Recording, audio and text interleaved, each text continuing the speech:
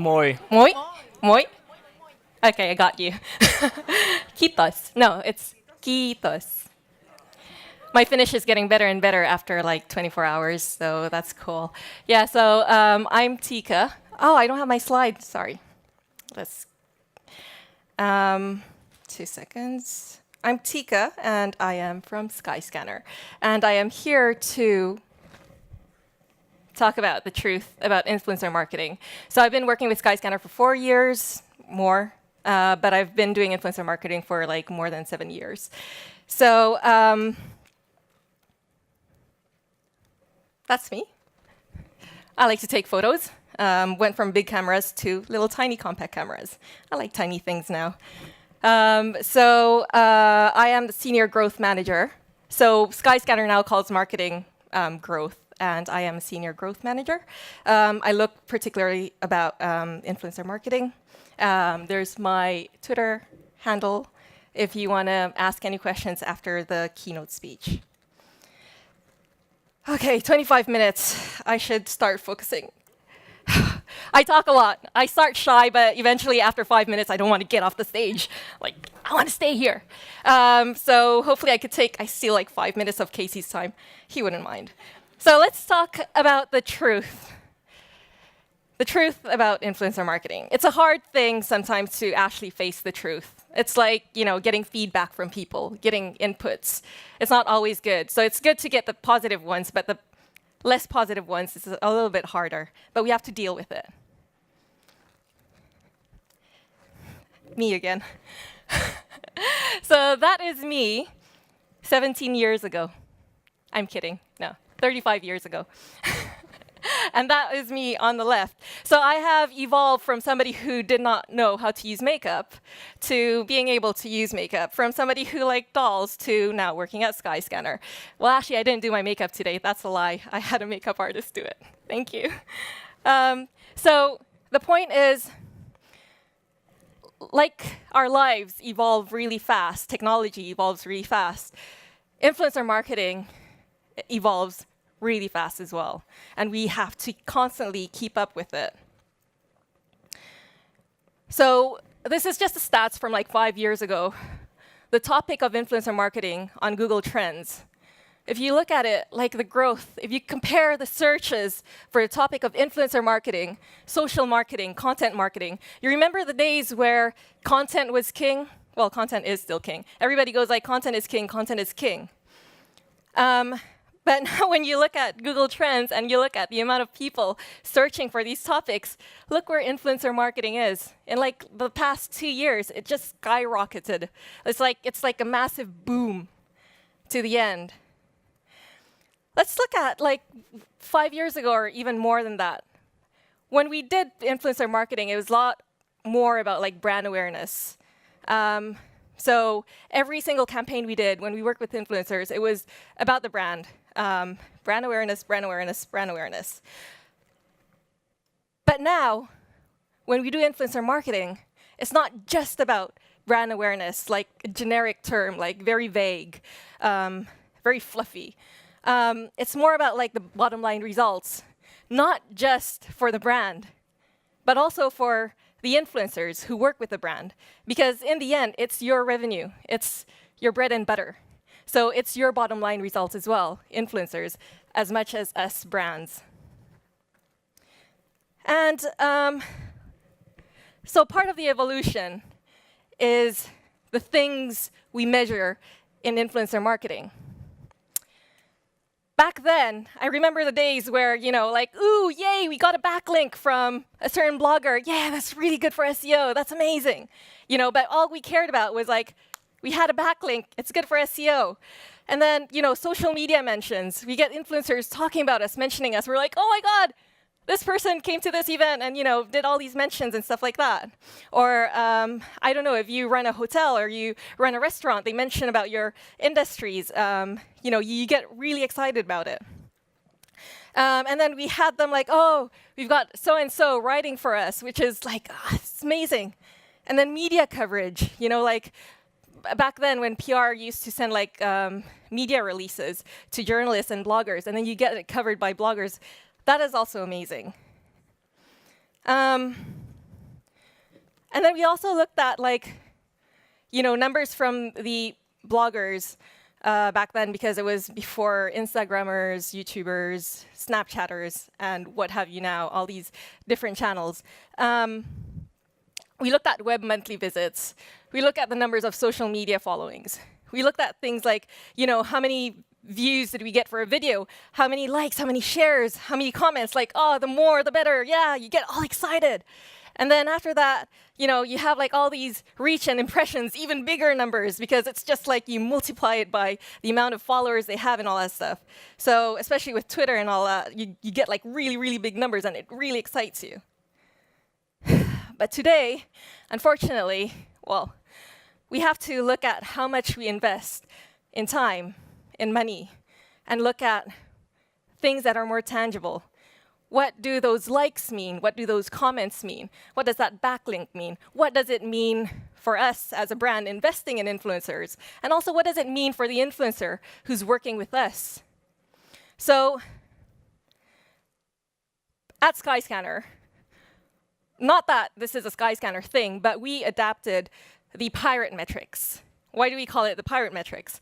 Because it sounds like, if you abbreviate it, it sounds like R. So it's AARRR.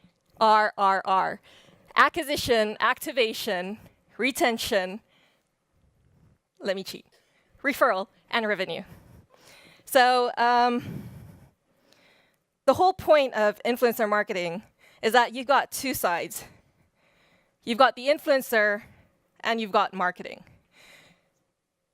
Influencer without influence is not an influencer.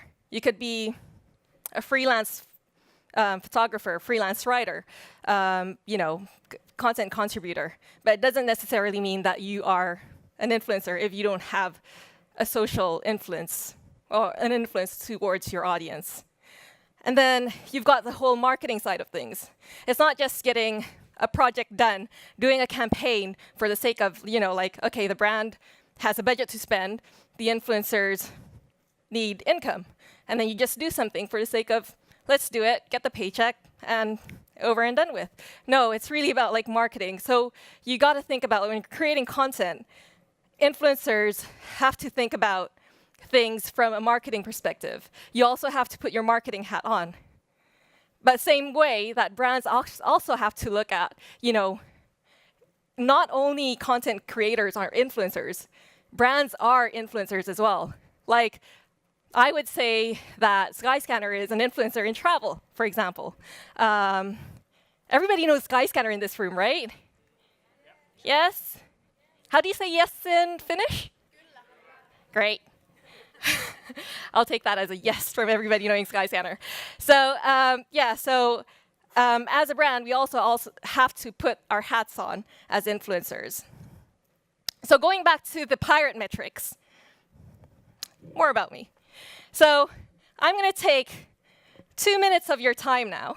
So either you go on Twitter or you go on Instagram. And you could either go to my Twitter profile or my Instagram profile. And the chapeau, because the internet in this hotel is amazingly fast. So I'm sure we could get this done in 2 minutes. So if you go to either of my profiles, if you could just do me a favor and click on the link in the bio. Choose which photo profile you like best, and then click on the link below. And it's not a Brella date, just so you know. Okay, have you done it? I tested it. It only took me less than 2 seconds to get the page. I already liked you earlier. Thank you. Oh, actually, I'm not asking you to follow me. I'm not gaming the system and trying to cheat my way to get followers.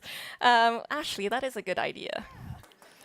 I don't have to pay for it. Follow me, 600 people. Oh my God, so my following would be 1,200. It is not sponsored. It's authentic. Okay, so if you've clicked on the link, what landing page do you get?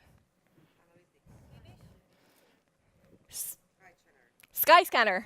Everybody got Skyscanner? Yeah. Great. So now, if you wanted to come and visit me in Edinburgh, do you know how much it would cost from Helsinki to Edinburgh. The exact dates, I think you've got the 28th, return 29th. 3 hours coffee should do. Over and done with. It's also wet in Edinburgh, so no difference to Helsinki. So what is the price to go to Edinburgh? Great. So that is what we do in influencer marketing at Skyscanner. When you create content, whatever type of content you create, you have an objective. My objective was to test if you would click the link and then go to the landing page. So when you go to the Skyscanner landing page, I've just acquired you. That's acquisition.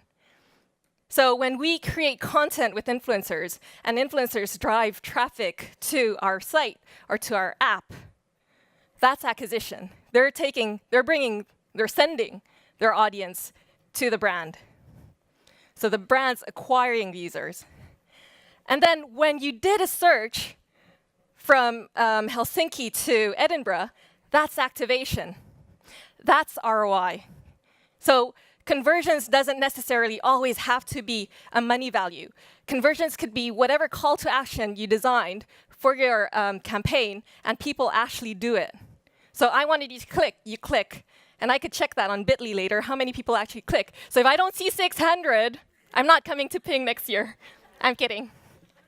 And then retention is if you tomorrow use Skyscanner again, and after using it the first time here, that means I have retained you because you came back to me tomorrow, after tomorrow, in a year's time.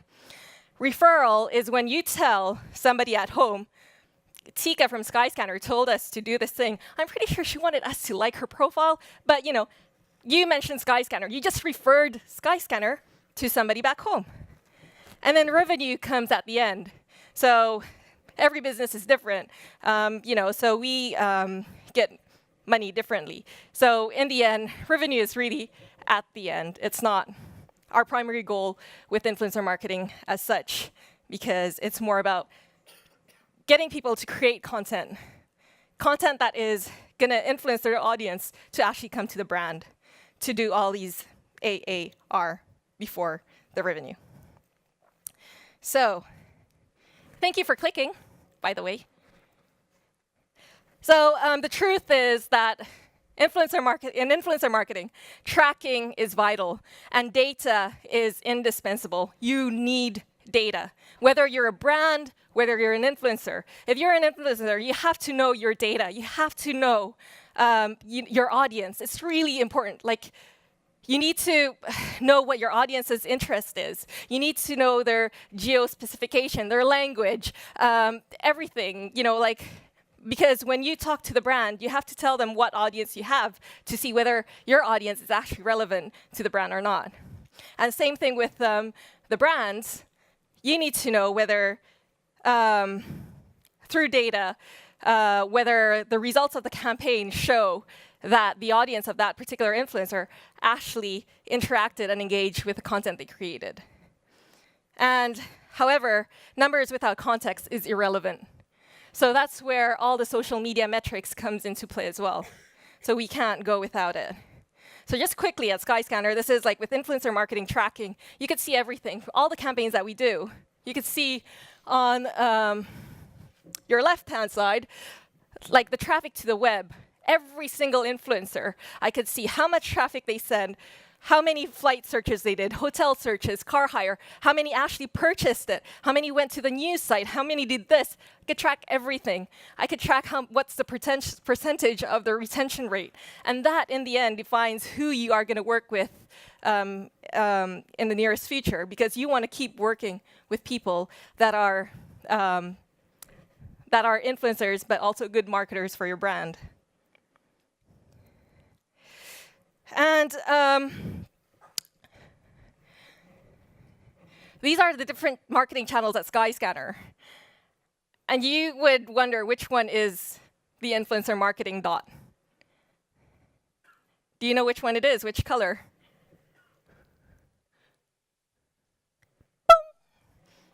That one.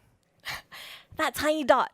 Well, the size of the dots means the volume. So in comparison to other marketing channels at the moment, we don't spend as much as we spend in other channels. But if you look at where it stands in terms of activation and conversion, it's a strong enough channel that I could say to management, I can validate this channel because influencer marketing works. We could see product activation. We could see that influencers bring relevant users to our site. We can see that the quality is good, our product is relevant, because we primarily serve flight searches, and people are searching for flights. So that's a good way to sort of validate things. So we start small, grow big, and scale fast. And we do it the growth hacking way. OK, I'm really tight with time. So I'll play you an example of blogger event that we did in Southeast Asia, in Singapore, with Asia Pacific bloggers, which included a destination travel exploration in Singapore, but also an onboarding process. 2 seconds.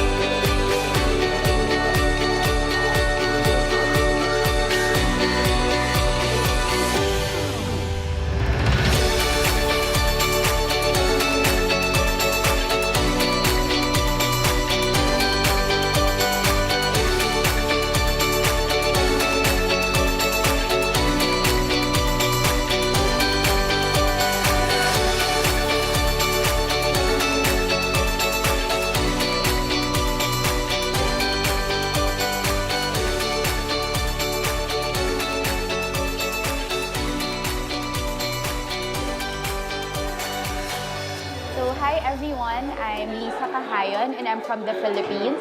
It's day 2 of the Skyscanner event, and so far I'm really happy. I've gained a lot of new friends, and today I heard we are going out on a tour, so I'm really excited for that. This is a really good event for me.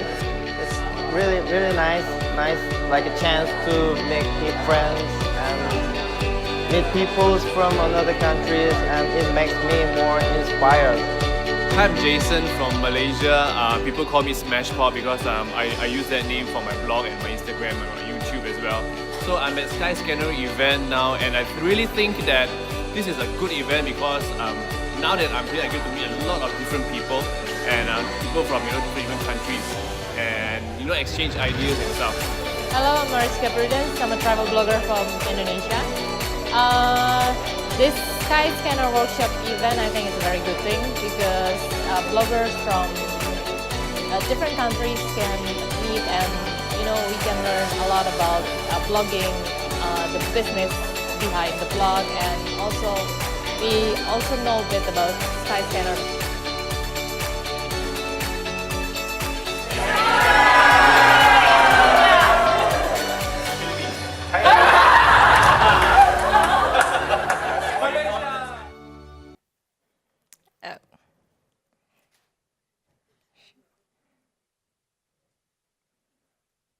Two seconds.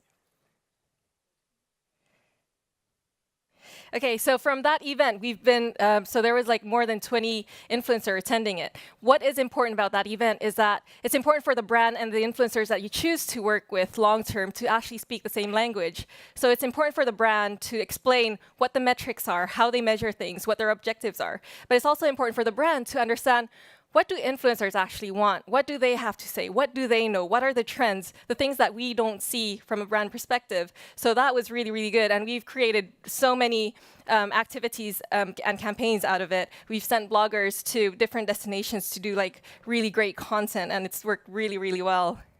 So that's some of the content creation.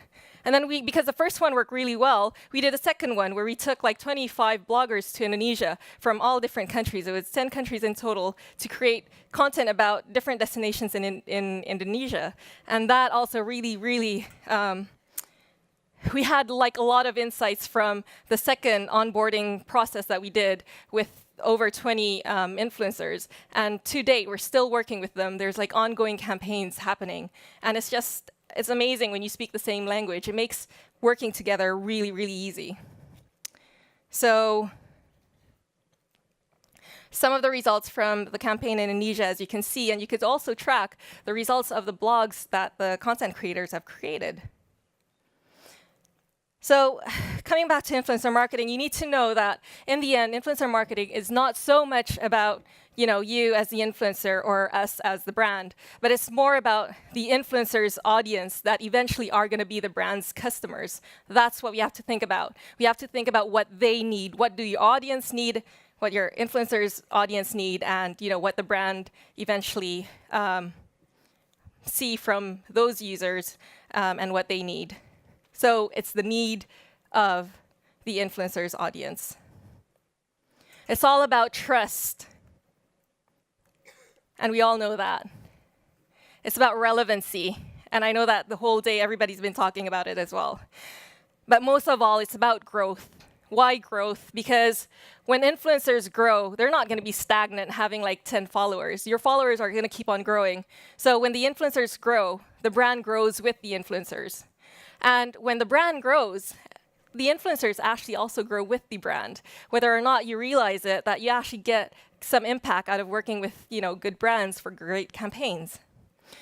So this is a great example where we, with the whole trust, relevancy, and growth, we started with Damon and Joe. We did small tests and everything, and we saw them grow, and we started to do a lot more. And then eventually, they've become one of our biggest partners.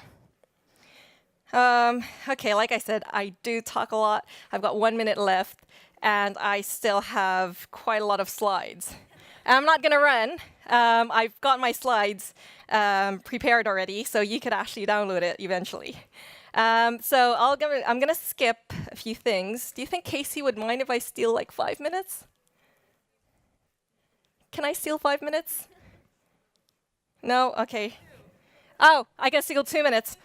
So that means I've got 3 minutes. So relationships is important. Building relationships from events, from partnering with influencers is really important. The